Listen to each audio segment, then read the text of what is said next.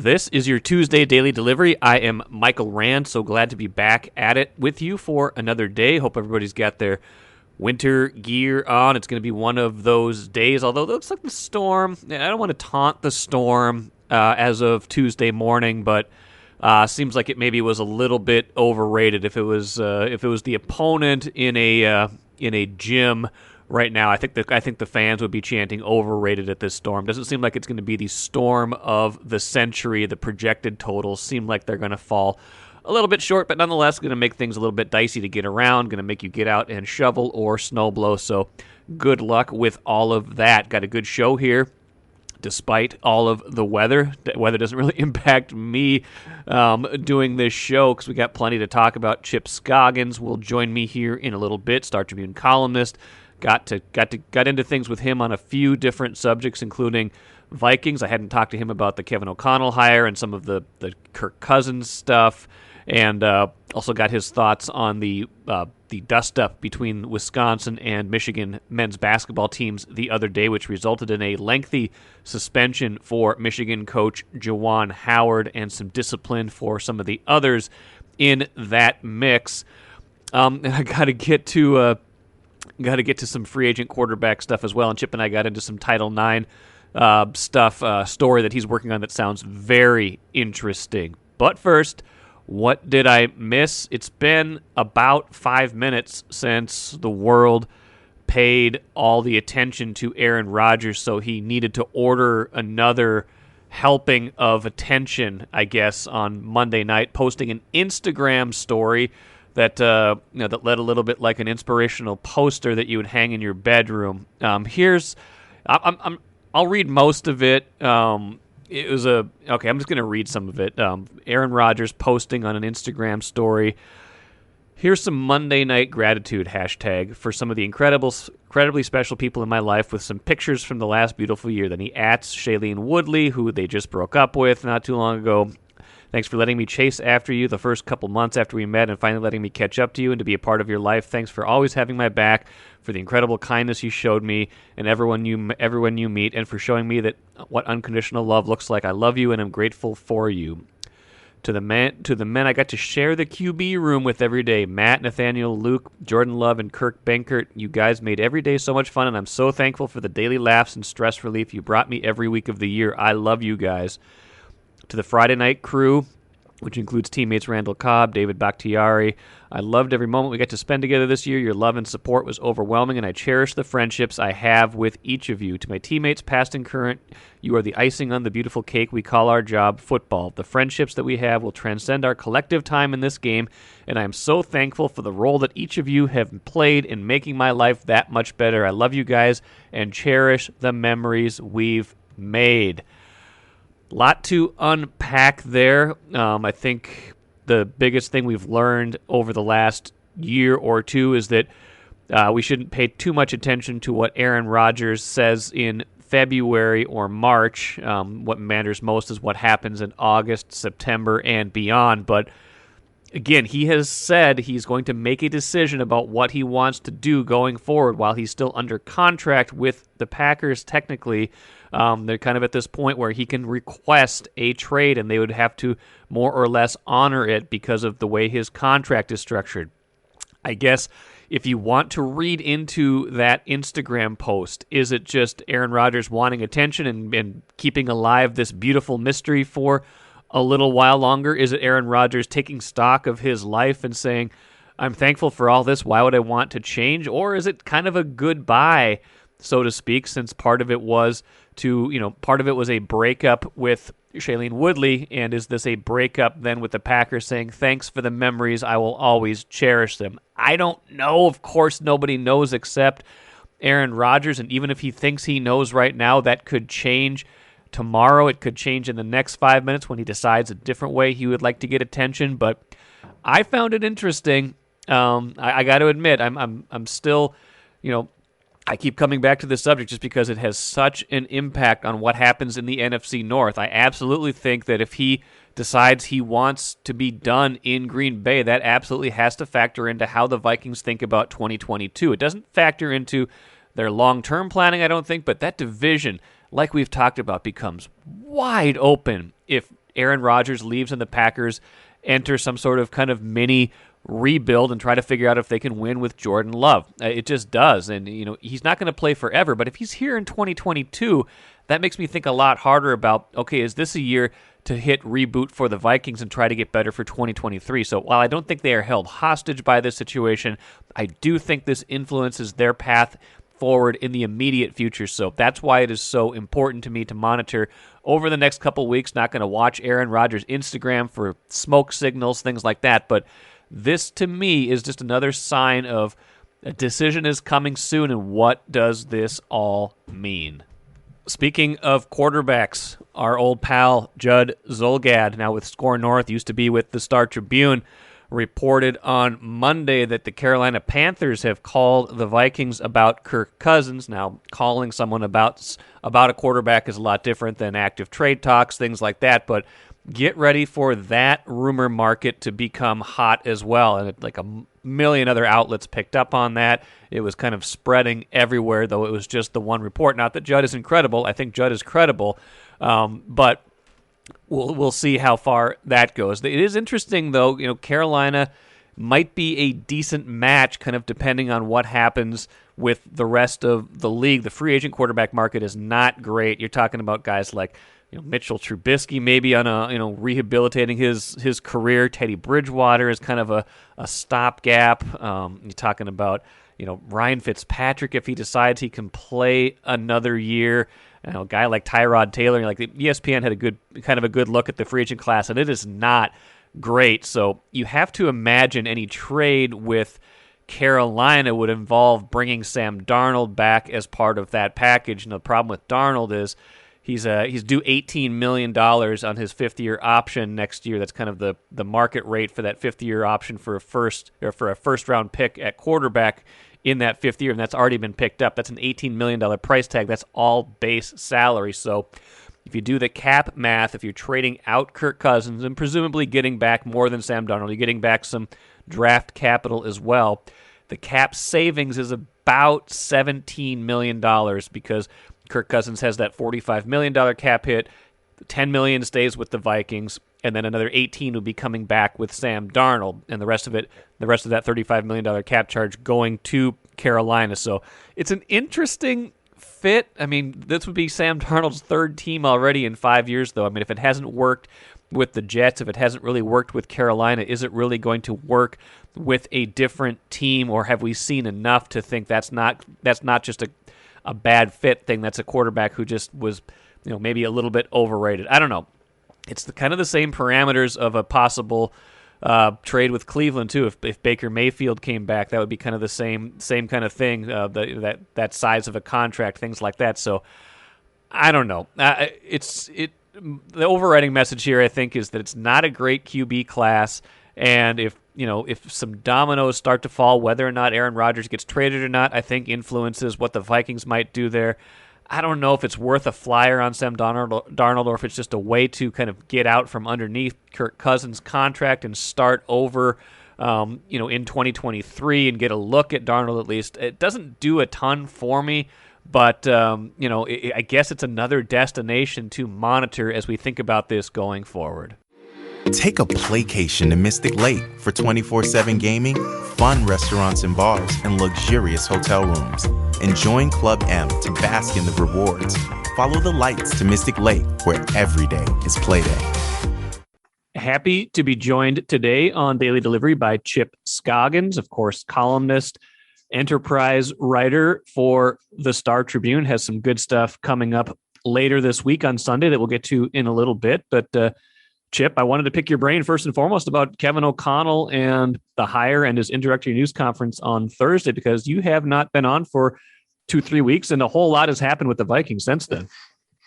Yeah, it's definitely a turning of the page for that organization. I felt like after when ownership decided to get rid of Spielman and Zimmer, and then you look at their roster and where they're going, I mean, this was as much of a crossroads moment for this organization in my 22 years of living in this town. With hiring O'Connell feels like where they landed fit with kind of the narrative that we heard from Mark Wilf on that day that they announced the firings of Spielman and Zimmer. And then also in what we heard from Kwesi the day he was hired as the new general manager in terms of collaboration and working together and having alignment and all the kind of the key buzzwords. And so it makes sense in listening to both of those men, both the GM and new head coach, that it's definitely a different vibe than what we've been used to. And I don't think you're going to have these two go months without talking to each other. But, you have first-time guys in both of those key roles. And so it'll be fascinating to see how this plays out. Now, I'll get to the Kirk Cousins stuff in a minute here, because I thought that was the thing that everybody seized upon, and it was for good reason. That's the big, you and I have talked about that, and multiple people have talked about that. That's the big off-season question that's got to be answered, probably sooner rather than later. But one of the biggest things I took away from it was O'Connell talking about this roster, and, maybe this is the job of every new coach coming in to not, dismiss or give up on what he's got. But he sounded genuine in thinking that there's enough talent to win right away if this is just implemented in a different way. What did you make of that? How sincere do you think he was in that? Yeah, it's interesting. You're right. A lot of that's every coach in every sport that gets hired is going to say they have a great roster. But a lot of that's reflective of what Mark Wilf said. Again, going back to that day, he said he expects to be super competitive in 2022. And you wonder how much that ownership looks at all the close games this team had this year and feels like if they can just tweak some things and be better in certain situations, that the roster is there. I would push back on that when I look at that defense, particularly. I can buy it more offensively when you look at their star power, and yes, they need to address their offensive line continued. But again, part 12. Mike, defensively, they're not close. I mean, that was one of the worst defenses in the NFL. And you look at just how it's constructed with the number of veterans that they relied on. I keep going back to, I don't know that they have that core group of 22 to 25-year-old players that they're built on defense, that they're building around. And so I think that the defensive side needs massive overhaul and a massive infusion of talent. And I'm not sure that you get that done in one off season, what they need to do. And so, but I did find it interesting that, yes, they're going to switch to a 3-4, but O'Connell talking up Anthony Barr in terms of fit and what they want. I wasn't expecting that. I got to be honest with you. That to me was probably the biggest surprise of that press conference. And so, but Ben Gessling, our colleague, had another story this Sunday, and I think Mark Wilfie reiterated that he wants to be super competitive, and they think that they can. So, the NFL is a field goal league, right? It seems like every game comes down to a field goal. And so I don't think that this team is, I think they have enough talent at the top end of the roster that you're not looking at a team that's going to bottom out and win 3 games. But are they, I guess I would ask, like, what is super competitive? What's the definition of that? What does that look like in your mind to Mark Wilf? Is it competing for a playoff spot? Is it, do you really believe you're contending as a legitimate championship? I just think they have so much areas to fix on defense. I can't buy that right now.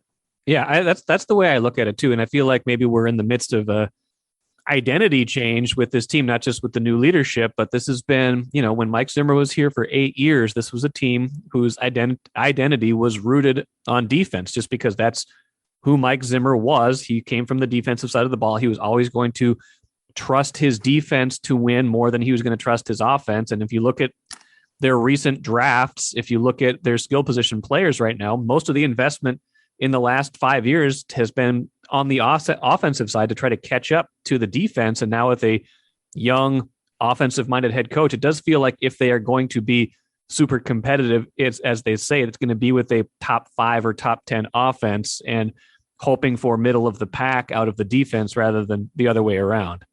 For sure. And that's what, and before last year, Zimmer said, he basically said, I got to fix the defense. The offense is fine. Totally fine. Well, when you have Justin Jefferson and Thielen and Dalvin Cook and a veteran quarterback who's accurate, you should be a top 10 scoring offense, and they weren't. So the offense wasn't as good as Mike Zimmer made it out to be. Now, I do think if they can shore up the interior of the line, I think that it will be, because you have an offensive-minded head coach who's probably a heck of a lot more creative and willingness to draw more out of it than Zimmer was. But the one thing I think was smart and deliberate, O'Connell getting a veteran defensive staff with Donatel and Mike Pettin. And so he can, I don't want to say he's going to ignore the defense, but at least you have guys who have done it, have a long track record of running the defense. So he can feel more confident that side's going to, is in good hands, experienced hands. But how are you going to fix the personnel with their salary cap situation? And that goes back to the Cousins situation, right? Yeah. It does not surprise me, unless it's just a gigantic smokescreen. But it doesn't surprise me that they would want to ride this out with Cousins, because either for 1 year or multiple years, if they get the extension done with him, because it goes back to, one, the super competitive quote, and ownership feel like they're close. But also, if you give any head coach an option, you want a veteran with Kirk Cousins' experience or an unknown, a rookie or a guy who hasn't played, he's going to take the veteran with the known every single time. And Kirk Cousins is job security to a certain degree. He has not proven yet to be a Super Bowl caliber quarterback. He's a exactly 500 quarterback, I believe, for the duration of his career, and close to that with Minnesota. I'll circle back on him in a minute. One interesting kind of parallel to all this is, and maybe you and I have even talked about this, was, the Wild, when they hired Bill Guerin a couple of yeyears ago, and they said, all we need to do is tweak the roster. And I think we all kind of rolled our eyes and said, no, I mean, look at this team. This team's going nowhere. They've, the ceiling for this team has been first round, maybe second round of the playoffs. And that's nice. But when it comes up short of that, then you really got to tear this thing down. And they're like, no, just, a few tweaks here and there. And they kind of, I think some of the pain is still to come with the Parisi and Suter buyouts, and can they fit the players they need still under the cap when those guys are counting more? But they've kind of found their way out of that box without having to tear it all down. Well, that's, yeah. And they went from Chuck Fletcher to Fenton. That's when Craig Leopold said, we just need tweaks. It's like, well, tweaks are not going to get you out of mediocrity, right? You're good, but not good enough. And then he brings in Bill Guerin. Bill Guerin, yeah. And you had a fresh perspective of a guy who said, I don't care about what has happened. This is how I feel about it. And we're doing more in tweaks. And so that's what I felt like the Vikings needed, in that a fresh set of eyes, someone who's not emotionally attached to this roster, certain guys. And it'll be interesting to see what Kwesi does with this roster in that regard. And I don't know that it'll be this offseason. Yeah. I think where you'll see I think it'll be more next offseason if there's a really significant reshuffling of the roster. There are so many rookies and young players that Mike Zimmer basically ignored. Yes. So I almost feel like they need a full year of OTAs, training camp, and the season, almost to evaluate what they have and figure out who fits the new schemes, who fits the 3-4, who fits the offensive schemes, who can play, who can't. And then that's where I think next offseason is where you'll see probably a more robust overhaul of the roster, because they'll have a better idea. I mean, let's be honest, like coming in, you're just trying to figure out, implement stuff and figure out what you have. So I don't think you can start getting rid of players before you even know what they can do.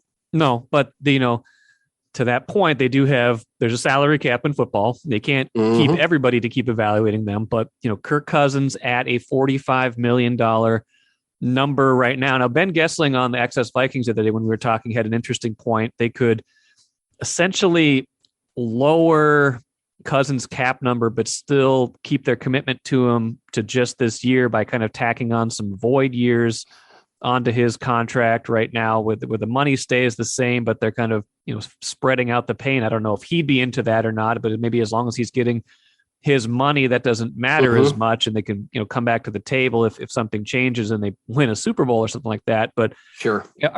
Where are you with that? Are you becoming more convinced that he's here, but only for the short term, or does it all depend on what happens in 2022? Or do you think it's just they're talking a good game, but if the right deal came along, they would absolutely still trade him right now?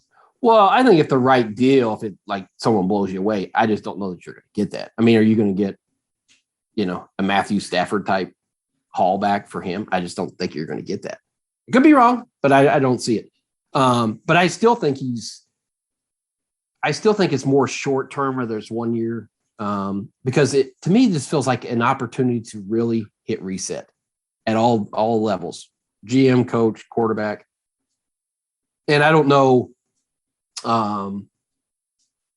that they want to do that, this year and go out and try to draft a guy, but next year, maybe they've already looked ahead and said, wow, there's 4 guys that we really, in the draft. The other thing is they have to feel like what they have in Kellen Mond. Maybe he can play, maybe he can't, they have to figure that out. But I just feel like this is your opportunity to, I just feel like we know what Kirk Cousins' ceiling is.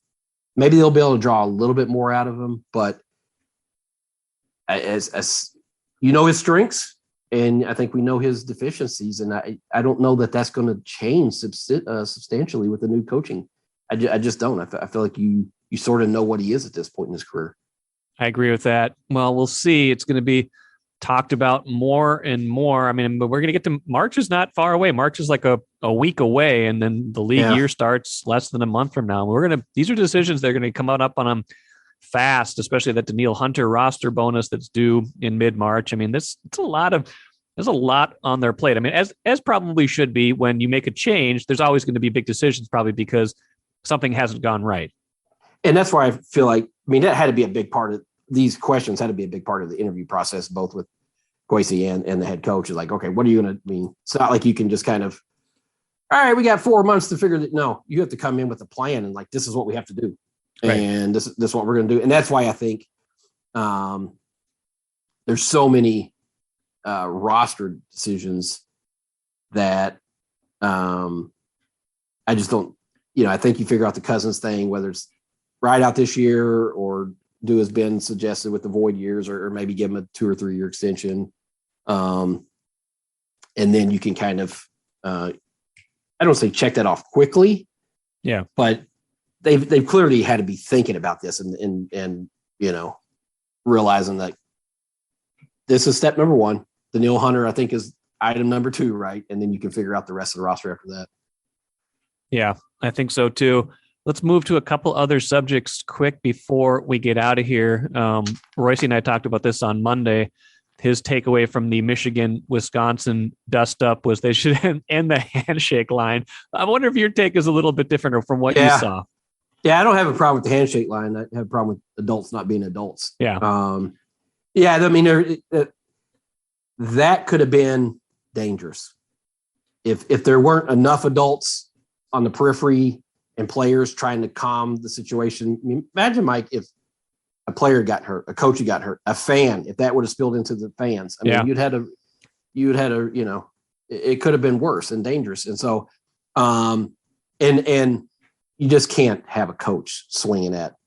I mean, I know it wasn't a full punch, but it was a pretty hard slap. Somewhere between a slap and a punch. And a punch. Yeah. You can't have it. I mean, just, you can't condone it. And this is not his first incident with the coach post game. Right. So there's a pattern here. I think Krabenhoff from Wisconsin exacerbated the situation by flying in there. Didn't have the coolest of head and motions there. So I think I would be surprised if I don't know if Guard, yes, people are saying he's touched his elbow to stop him, and